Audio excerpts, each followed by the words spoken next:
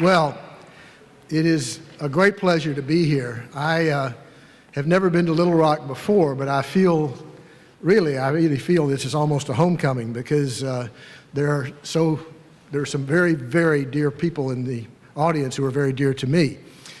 Senator Pryor and Barbara were freshmen with me at Harvard. Now, Senator Pryor and I both know that we would never have been accepted at Harvard as undergraduates. But we did. I started as the director of the Shorenstein Center, and he started as the director of the Institute of Politics in the year 2000, and it was a great pleasure to be there for the time we had them. It's wonderful to see you here, Senator.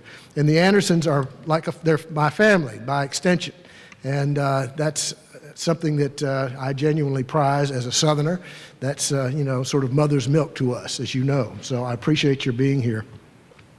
And then there's Walter Hussman, who basically, Walter and I come from the same world of family newspapers, and we are enduringly still among that very small and dwindling fraternity of family-owned newspapers that are still family-owned and still operated that way.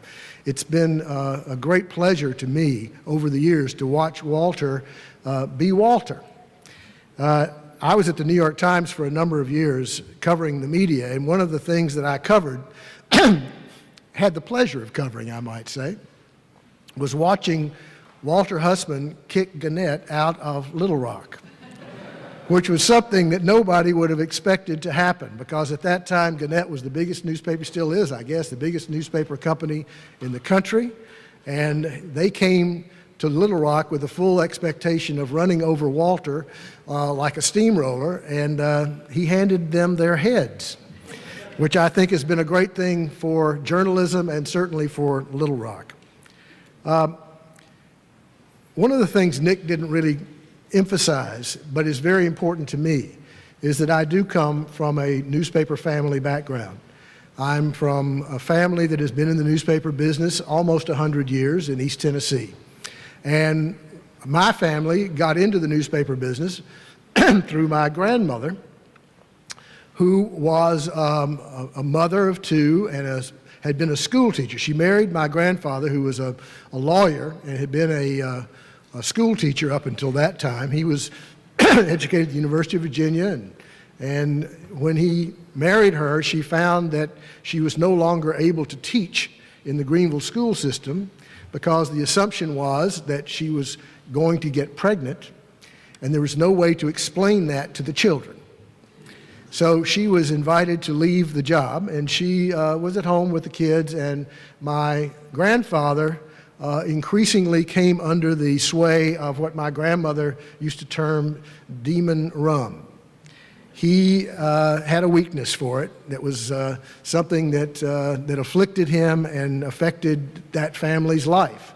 One night he came home and, to my grandmother's horror, told her that he had just signed a note to take ownership of the smallest of 3 weekly newspapers in this little town of about 5,000 people. Now, 3 newspapers in a town of 5,000 wasn't that unusual back in those days. It was about 1916.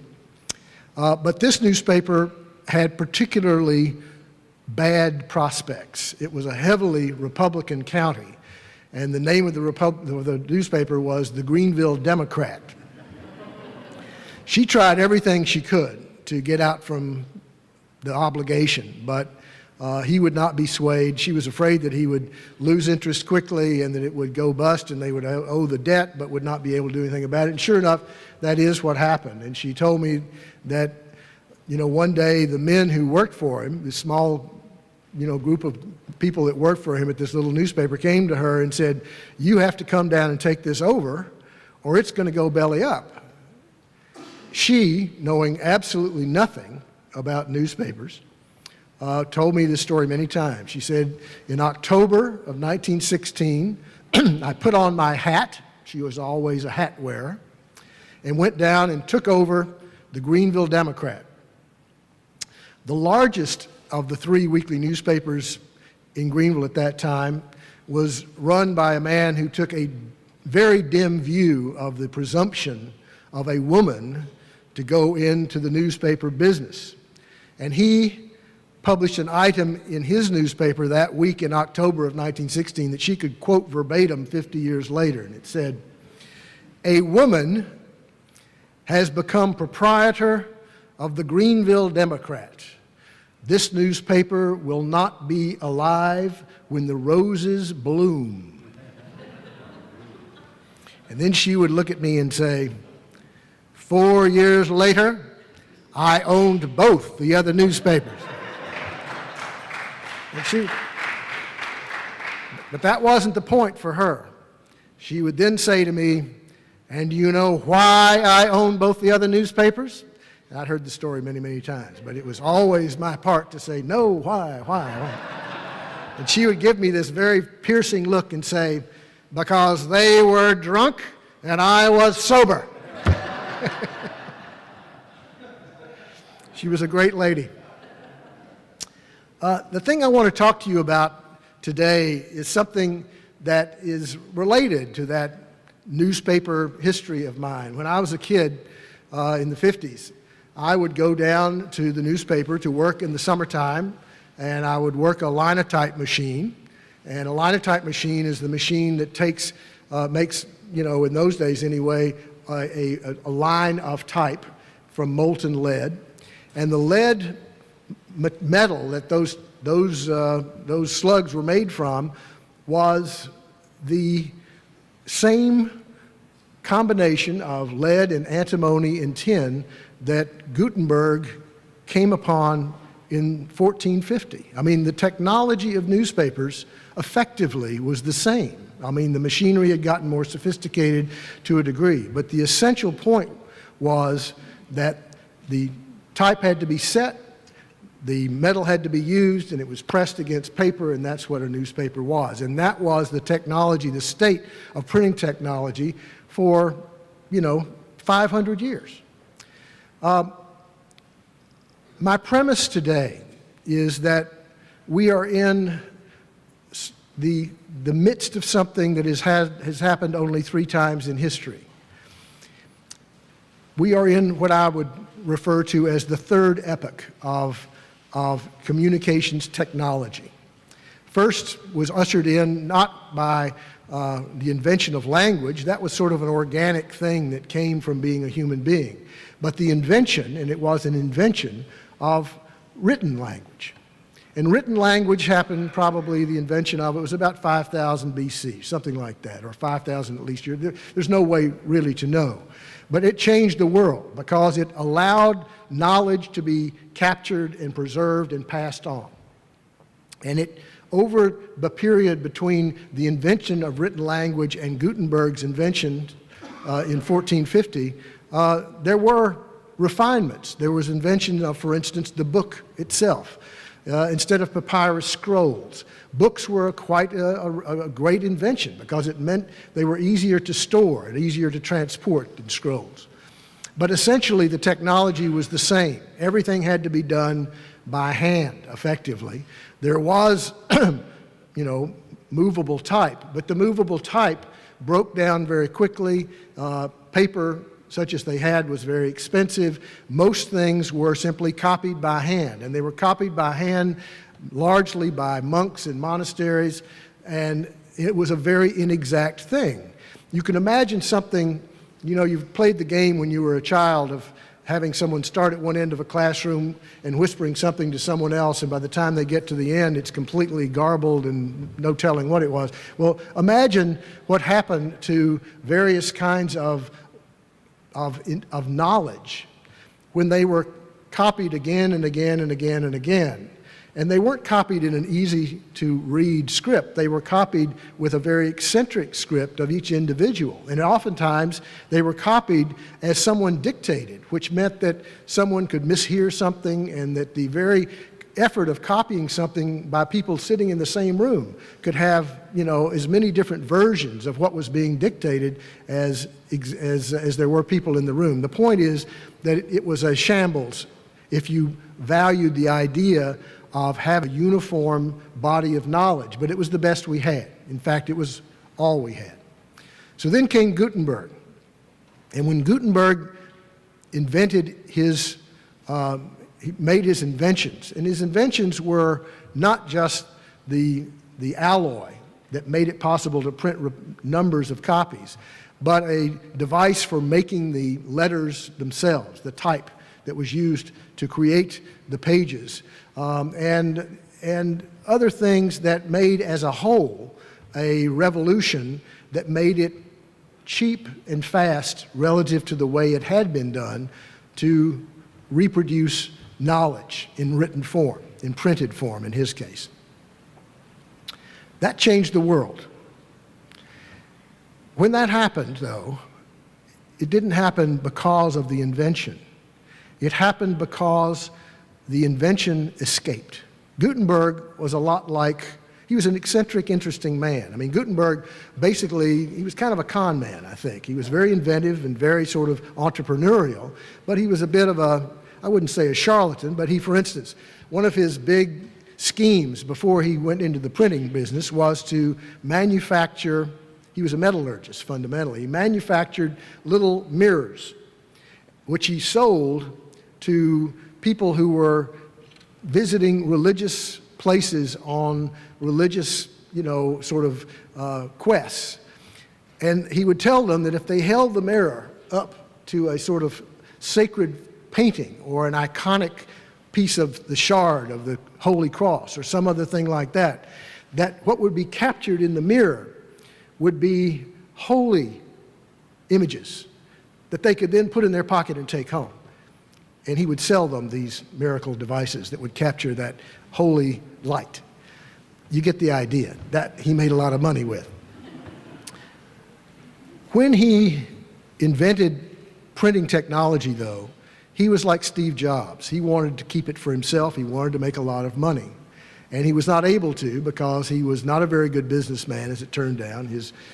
His partners sued him for various things. The various people, the people involved with that, holding that original technology, went bankrupt. And what changed the world was that within the 50 years after that technology was invented, it had escaped. It had escaped into the world. That was the real Gutenberg moment. That moment when it went out.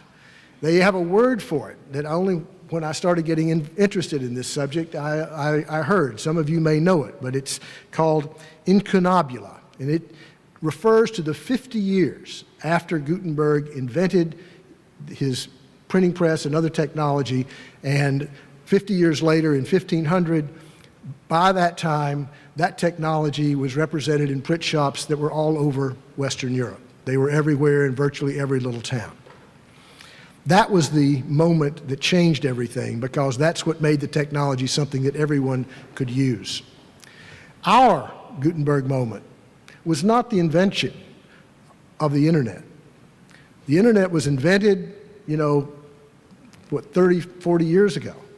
It was invented by a group of people who wanted to use it for scholarly things or for military things. Then in the 1980s, it sort of evolved into something that was being used by us. Most of us who were, sort of functioning in the world at that time will remember that you had to go through somebody, though, to use the internet. You had to mainly go through America Online. And America Online was so hugely dominant in its service of providing access to the web that it was able to buy Time Warner, for instance.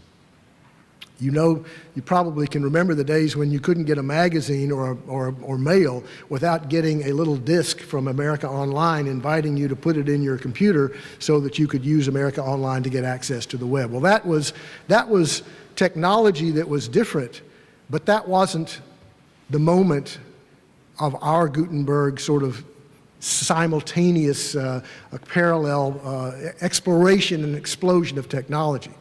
That happened only about 25 years ago, in the early 1990s, when a British scholar and techno-nerd and political activist created what we've come to call the World Wide Web.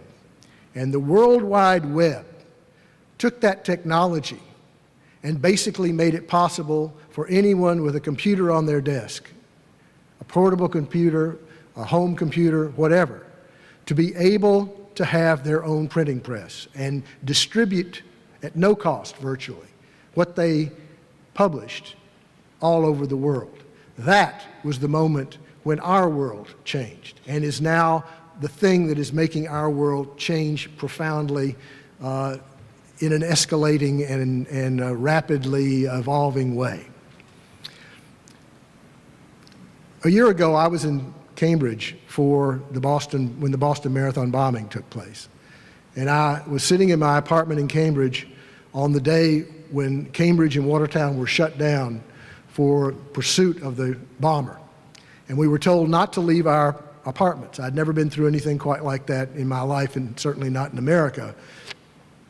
And I was watching it on CNN, like many of you, I suspect, while I was living through it.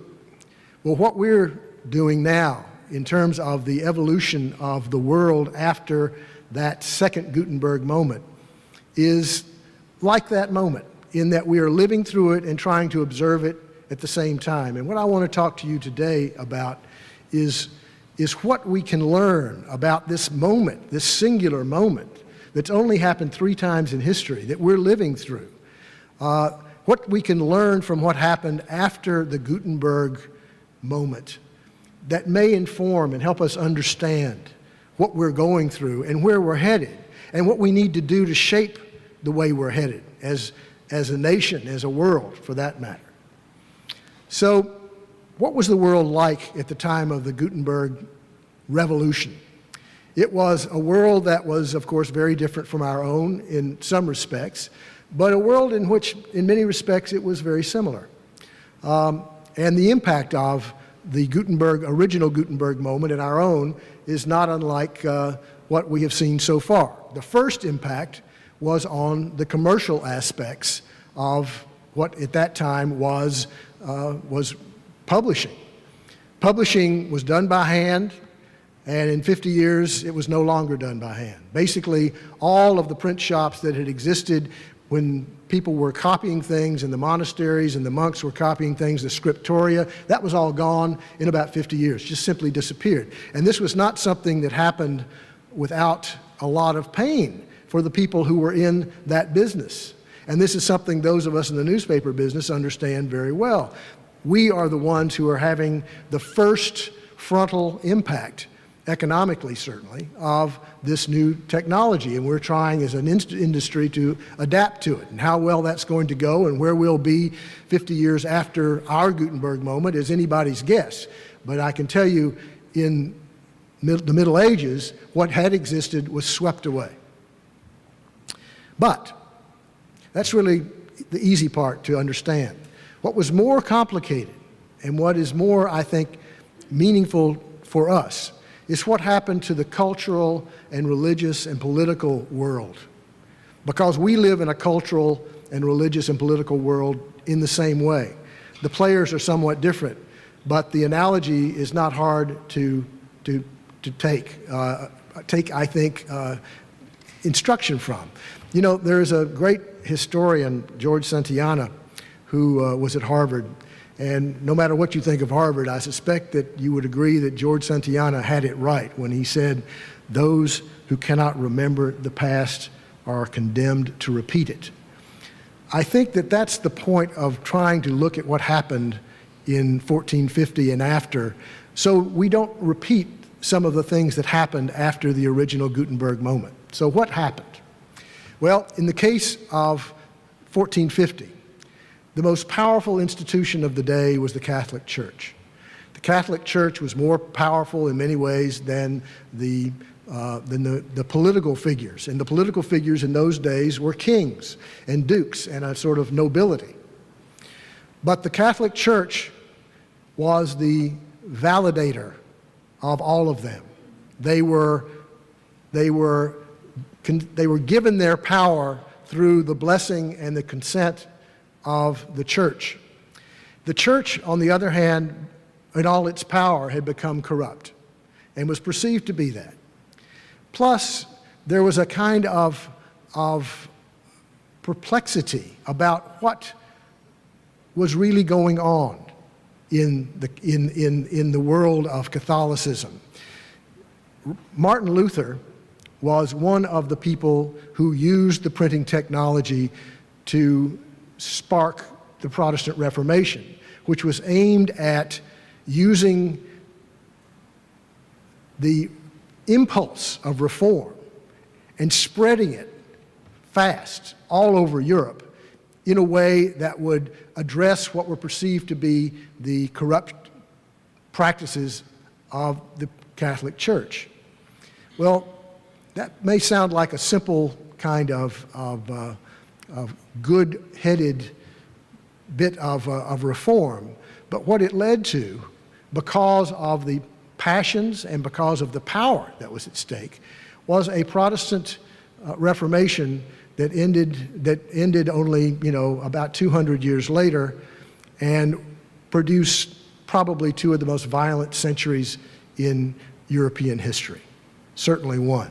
I mean, the spread of technology made it possible for people to read the Bible. Now, that may sound like a simple thing, but until Gutenberg, people had not been able to read the Bible because Bibles were extraordinarily expensive and extraordinarily rare.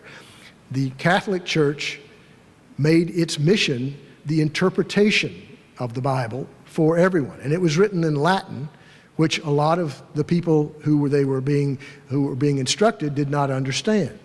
The Catholic Church had that power. What Luther basically said was, that's not right. People should be able to see what is in the Bible and judge it for themselves, because what's in the Bible, for instance, does not include anything about a pope. There's no mention of a pope. There's no mention of purgatory. You can see that this would have caught the attention of the Catholic Church, and they did everything they could to stop the spread of this kind of information, but the genie was out of the box. Technology had made it possible to publish Bibles and publish them in the vernacular, which meant that people could read it in their own language. And when they started reading it in their own language, they started asking questions, and when they started asking questions, the pushback began. And the battles began, and the struggle for power began, and it was an enormously brutal battle, and meant, at one point I think I've read that like 20%, maybe, I don't know, more than that, 40, 50% of the population of Germany, what was considered Germany at the time, died in the Protestant Reformation.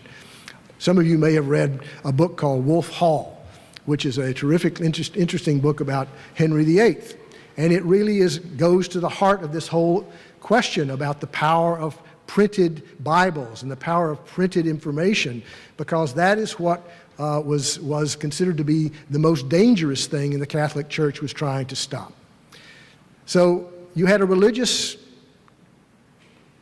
profound religious reaction. Then you had the issue of politics and nationality itself. And nationality was something that was very, very vague. Nationality was vague in the sense that people didn't organize themselves the way we think of nationality now. They were under a variety of noble lines and kingdoms and so forth, and they didn't speak the same languages. When they started publishing in the vernacular, people began to organize themselves into the French and the Germans and the Spanish, and it created a whole sense of nationality that evolved into the kind of nationalism that we have seen now. We're now seeing at least unleashed again in the Ukraine. I think that the point is that the whole political organization of Europe changed because of the technology of printing and the way people were able to then perceive themselves as people who spoke a particular language. Similarly, and perhaps most surprisingly, science. You would think science would be one of the things that after the Gutenberg Revolution would have prospered immediately. Well, exactly the opposite. It stopped scientific progress cold for about 150 years. And the reason was that at that time there was a huge amount of superstition and uncertainty abroad, and the people who were the advanced scientific thinkers of their day spoke to each other in Latin, and they viewed this new technology with some disdain because a lot of it was published in the vernacular. something they thought beneath them. So they shunned it. They shunned this new technology. The people who embraced it, however, were the people who were the charlatans and the hacks and the people who were selling something that turned out to be superstition or magic or all kinds of other things that did not do anything to advance science, but in fact rolled science back. This is something that doesn't make much sense until we start thinking about how much bad information is now being circulated online. And it's not hard to understand how you can now, if you are dependent on a particular line that you can have easy access to because of our new technological revolution, you can come to believe things that are not rooted in science because the technology can be used for all kinds of purposes, as it was during Gutenberg's day and in the aftermath. So where does this leave us in our own Gutenberg moment, and how should we look at it if we are trying to assume that the lesson of 1450 is that this technology is going to change everything? It's going to change it profoundly. I think that is where we have to start. And I think starting there makes perfect sense because the man who invented the World Wide Web intended that. He was a revolutionary. He intended to bring down institutions. He wanted to flatten out governance. He wanted it to be democratic in the most broadly defined way. And the institutions he wanted to bring down were things like editors of newspapers. How did they have the right to tell you what was important and what was news? Universities, government. The point is that the success of his invention, the World Wide Web, has been greatly in that area. It has successfully brought down or changed already in the 20 or 25 years since it was started, the world that we live in terms of governance, in terms of the way the world is evolving. If you think that universities are not sort of, scratching their heads about how they're going to survive in a new digital age, then you've not been paying attention. And governance is something that is now perplexing, increasingly perplexing to the people who are trying to govern, because one of the effects of the web has been to undermine confidence in government at all. The people who come here as students at this school intend to use their lives to do something through channels of government. Well, a lot of the world now, and a lot of the people in the United States, have no confidence in government. And they don't have confidence in government because of the technology that they have seen that has told them things about the world and has made them believe that government is not effective. Government doesn't work. So what does work? What does work, if these institutions have been brought low, what has been created are these new behemoths like Google and Facebook and Twitter. Those new things did not exist. Facebook is only 10 years old. Twitter is only about 6. But they are enormously powerful, and they are increasingly becoming the vehicles for political power, direct political power. If you don't think so, let me tell you about something that happened just a couple of years ago, which may have escaped you. There was a piece of legislation that in our very contentious Congress had the very odd prospect of being passed easily by both houses. It was something that the movie industry had wanted to curb piracy of films and other things like that. It was, the idea was that digital technology was being used to copy things and sell things illegally, piracy, and this was going to be something that would thwart that. Well, this was something that the web, and when I say the web, I mean the world of the web, the world of Wikipedia, the world of Google, the world of all of us, because all of us are living in that world as well. But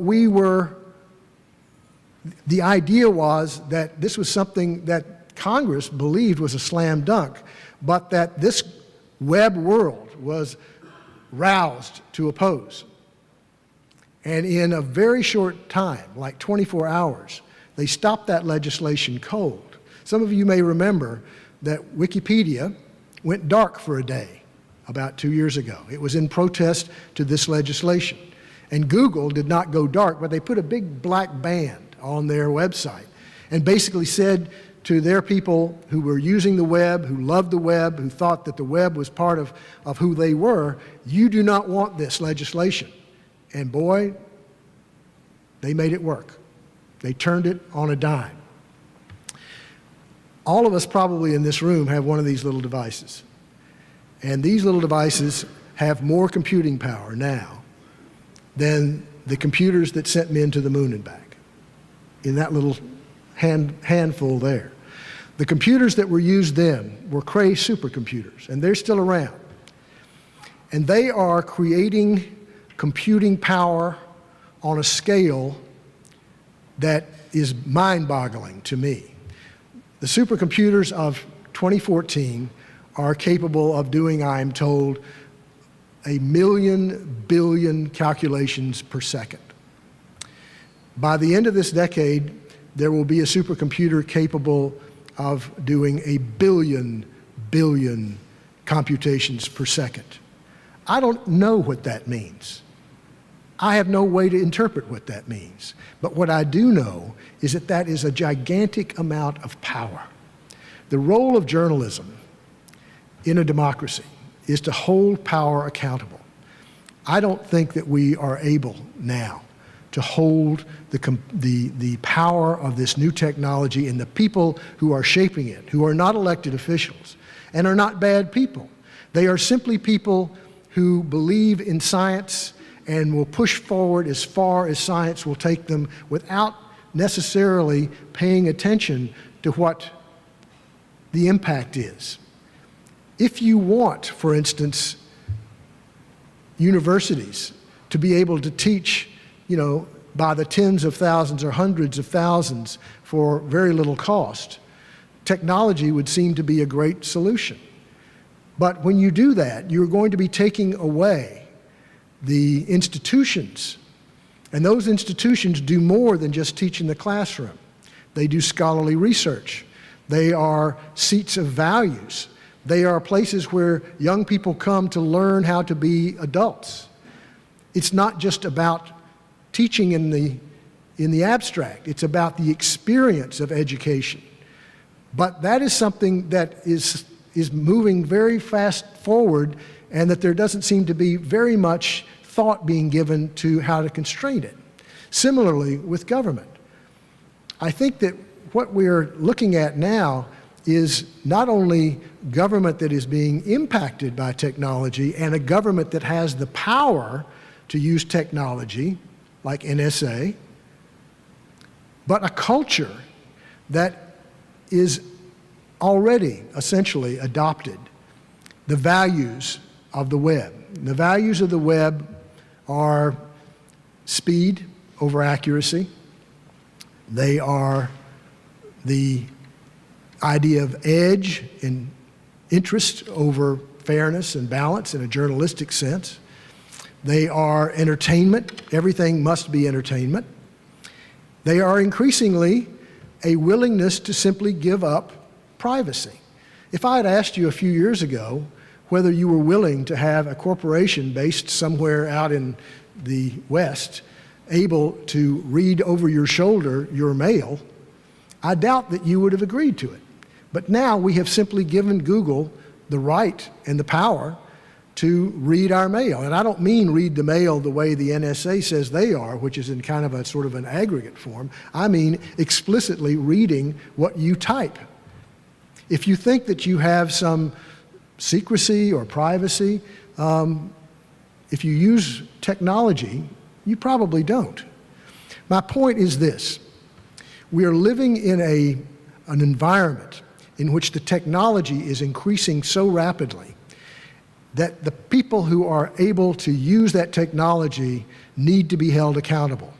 We need to have a Congress that has at least a staff that is capable of understanding these issues. We need to force the technology industry to inject values into the decisions they are making in terms of the way technology is evolving.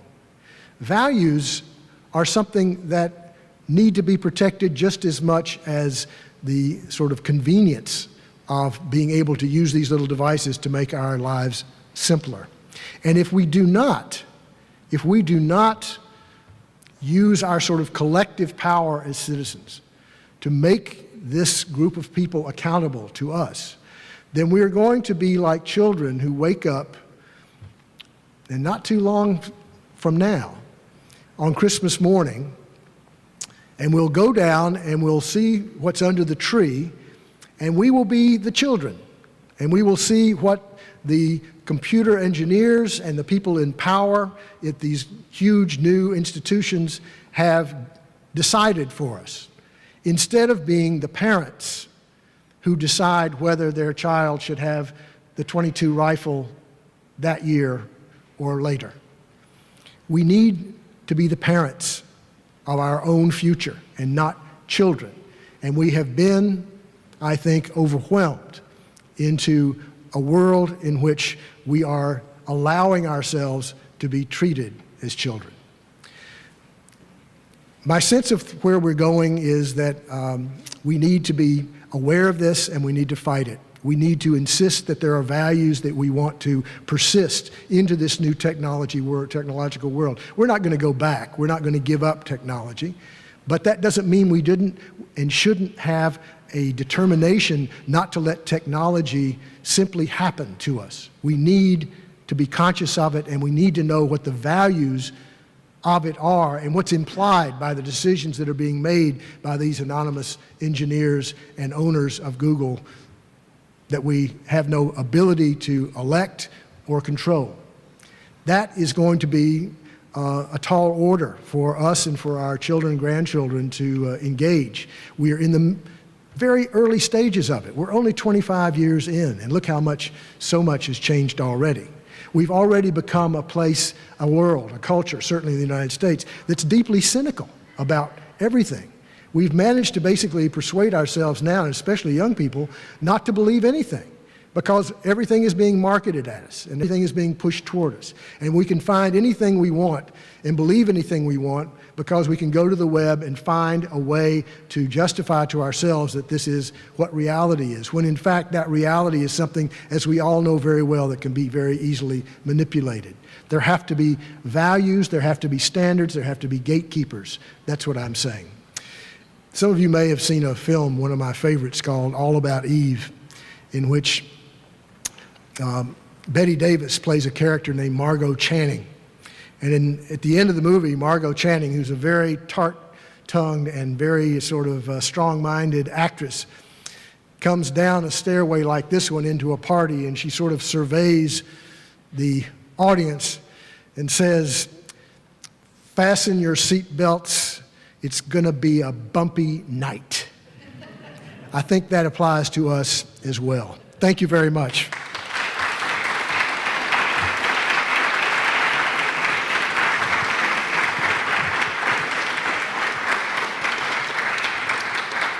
We do have time for a couple questions, so if you raise your hand, we'll get a microphone to you. Yes, sir. One second. One second. Yes, one of my favorite sites is RCP, Real Clear Politics, and it's one of those news aggregation sites. And of course, in order to aggregate news, you have to have the news in the first place. And I know that Mr. Hussman over here pays people to go out and get the news, and occasionally news from his paper and others wind up on these sites. My question is, if there are no newspapers, who's going to get this news? Well, believe me, we in the newspaper business ask ourselves that question a lot. And I think it's really an important question to ask, because I am a newspaper man, I'm prejudiced in that respect. But I think there's no question that newspapers have been the utility for providing what I wrote a book called Losing the News, which is about the situation in journalism as it exists. And what I talk about is the iron core of news, which is reported news, professionally reported news that is, where the books aren't cooked. objective news. This kind of journalism has been done overwhelmingly by newspapers. That is still largely the case, even though there are some other, there's some online outfits like the Center for Public Integrity that do some good journalism, but largely it's been done by newspapers. And it's been part of a kind of a wonderful circularity of interest, because newspapers were a business, but in exchange for doing the business of selling advertising, they gave people something that was was of social worth. It's a very, very rare thing when you have a social good as a product of a commercial enterprise, but newspapers and to a degree, other news organizations do that. If they are not able economically to do that, then I think that we will have a very, very serious problem. And I think that there's a great deal of effort being made to find ways to perpetuate the news, the kind of serious news that makes our democracy work into this new digital world. But this is something that is, again, exactly like the situation I was talking about with Gutenberg. The first to go were the commercial enterprises that existed and basically were based on an old technology. The old technology at that time was, writing by hand and copying by hand. In the world of newspapers and mainstream media, it was having gatekeepers and broadcasting the news. The world now is rooted now increasingly in social media networks. But social media is really not very often used for news. It is used for, talking to your friends and doing other things, but news is really a very little part of it, and the news, such as it does exist on social media, is, hit or miss and occasional. I think that the reality is that we have to find an economic model, and I don't mean a philanthropic one. I don't think that's really the solution, although that may be part of the solution. But I think that it is going to be very important for a model to be created that people like you will support because you value it. And what that's probably increasingly going to mean is that the people who consume this information, this news, are going to have to pay for it. And the people who are interested in it is not everybody. Newspapers succeeded because people bought them for a variety of reasons. They bought them for the comics, they bought them for crossword puzzles, they bought them for the sports, they bought them for the news. They got the whole package, but they had to buy the whole thing. They don't have to do that anymore. So if they buy a newspaper, it's an act of faith. It's saying, you're giving us something that we value enough to want to support. Newspapers, I think especially community newspapers, have managed to make people believe that having a good newspaper is a very important thing for a prosperous, sound city. It doesn't take a lot of brain work to figure out that if nobody's watching the store, the mice are going to play. And that's what people who, even if they don't like the media, and don't like the news media, value. They value investigative reporting. They value the watchdog role that news organizations bring. And I think that the key is going to be for the news organizations, and especially the newspapers, to deliver the goods, to deliver you something that makes you feel that you're getting your money's worth, and it's a value, but it's also an institution that you want to support. The institutional power of newspapers, which was one of the things that the guy who invented the World Wide Web wanted to destroy, is something that I think would be a great tragedy to lose. And I'll give you an example of what I mean. Shortly after David and I were in Boston, we woke up one Sunday morning and the Boston Globe front page was devoted entirely to an incredibly appalling story about priests taking advantage of children sexually. And this is something that the Boston Globe had reported, and the only comment in that newspaper that day from the diocese in Boston was no comment. The information that the Boston Globe reported that day was not the first time this information had been reported in Boston. There was an alternative newspaper called the Boston Phoenix, and they had reported, you know, not all of it, but some of this information. But the Catholic Church, which was very, very powerful in Boston and very reluctant to have this something that became public, had basically brushed them off, and there was nothing they could do about it. But the Boston Globe, and the front page of the Boston Globe, bam, they could not ignore that. That was an institutional power up against another institutional power, and the Boston Globe forced them to address it. And they did, and they have been doing it ever since. That's the kind of institutional power I think newspapers, they're not alone in that, but that kind of institutional power would be a terrible thing for a community to lose. You could have watchdog reporting on an obscure website, and it wouldn't change anything. But if the newspaper publishes it prominently, it's going to be hard to ignore.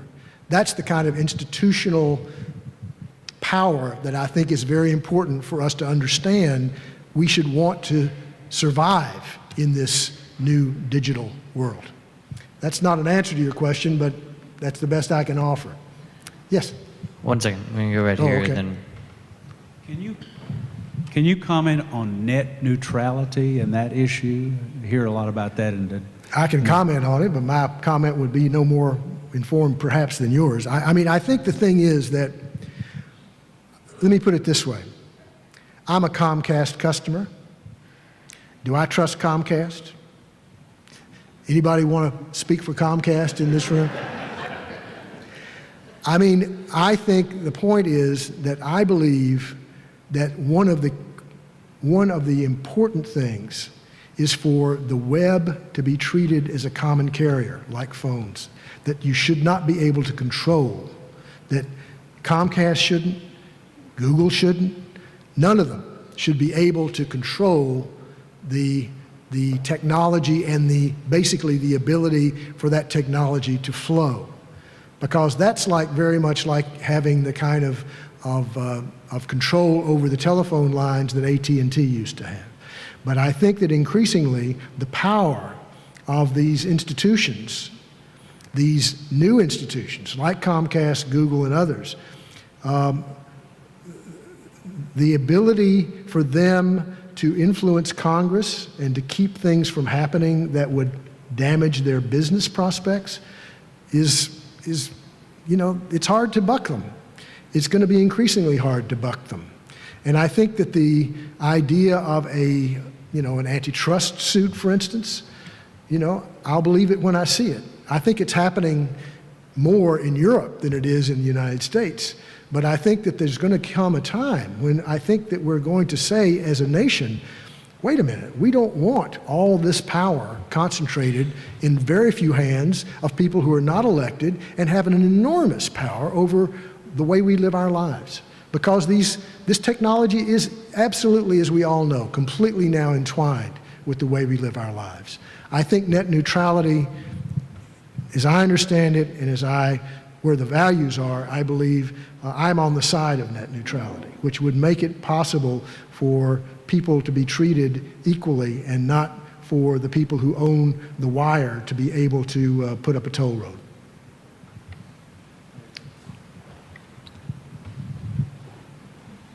Thank you, and thank you so much for coming and for your compelling remarks. I'm a copyright attorney, so what you're talking about is very pertinent to what I do. I represent the creative industries, journals and films, and a lot of that who face all of these issues. You must remember that legislative I remember moment. the day that Google blacked out their site and used their site for the purposes you describe. So I guess you answered my question a little bit, but what I would love to know is, you know, looking back at how we responded, how humanity sort of responded in the times of the printing press, we increased rule of law. We created the copyright statutes, and we didn't really care whether the people had any opinions about that. I mean, I don't even know if we could find out what the average person thought about whether there was a new copyright law that prevented them from copying books. Now we have to contend with the mass, and you might have an elite who's interested in paying for academic research and scholarly journals and well-written, newspapers, but they are still up against the mass who will recreate that work for free. So how do we convince the average person? Because as you described, we have to care about them now. And I think the average person doesn't realize the maelstrom that has begun that could eventually take that quality content away. So what do you think should be done? Well, I guess I have faith in people's common sense, and I think increasingly people are becoming conscious that they're being manipulated. And they're, I think, in many cases, aware that if they're not going to be manipulated, they're going to have to take some steps. And those steps are probably going to involve some cost to convenience. I mean, I don't know how many of you sign away your ability for Google and others to simply use all your data as it sees fit, but I've started declining. I don't know that it does any good, really. But I think the point is that I think people are increasingly mindful that they are being used, they are being marketed to all the time, and they are suspicious of everything because they are not persuaded that those institutions have their best interests at heart. But they make it very seductive. If you talk to someone from Google about reading your mail, for instance, I did that not too long ago, and I was told that they read my mail for my own good. So that if I wrote someone about the possibility of being interested in going to Cancun, they could put an ad for Cancun right next to my email. And they could tailor the content of my web pages to things that they knew that I was interested in. And I said, well, what if I don't want you to do that? What if I don't, well, you don't have to use Google. Well, I think that increasingly, my guess, my hope, frankly, is that there are going to be alternatives to places like that, where people, for a bit more inconvenience and maybe a little money, will be given at the same time some assurance that their material, their information is kept alone, is not invaded, and that will be something that will have an economic model of its own and will be increasingly appealing. I certainly would sign up for something like that if it existed. I think it would have to prove that it was just as useful to me as Google, and that would be hard. Google is something that we've become, I wouldn't say enslaved to, but we've certainly become addicted to. And I think that at the same time, technology is such, and the entrepreneurial spirit of technology is such, that if there is an economic opportunity there, somebody's going to jump in. And if enough people are unhappy with having their mail read, they may find that there is a viable alternative to that. I think that your question is a complicated question about what people are willing to do and not willing to do. I don't think we have an answer to that yet. We're only just at the beginning of this. We're only just at the beginning of it. That's the thing that's so fascinating and terrifying and wonderful about it. I mean, we're really living through something that is happening and has just happened and is going to be unfolding now over, the 50 years after Gutenberg were tumultuous. The 150 years after Gutenberg were tumultuous. We're in the 25th or so year after really the unleashing of the World Wide Web, and it's tumultuous as far as I'm concerned, and it's apt to become much more so. So the answer is I don't know, but I have some ideas. Alex, thank you so much for coming to the Clinton School. Walter, thank you for connecting us, and thank all of you for coming out tonight. I know there's still some more questions come up and continue this conversation. Thanks Thank again. you all. I appreciate being here. Thank you.